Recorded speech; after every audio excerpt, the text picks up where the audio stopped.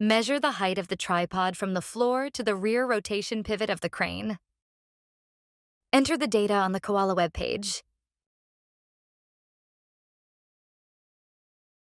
Let's measure the length of the crane from the rear rotation pivot to the front rotation pivot.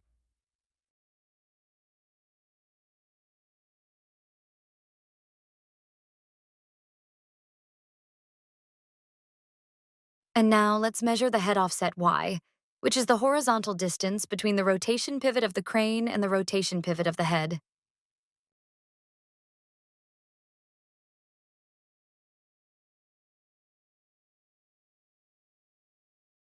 Let's measure the head offset Z, which is the vertical distance between the front rotation pivot of the crane and the rotation pivot of the head.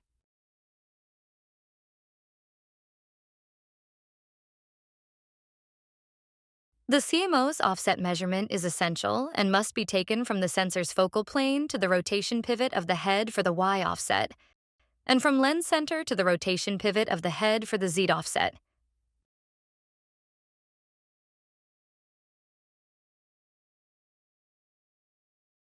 At this point, save the data.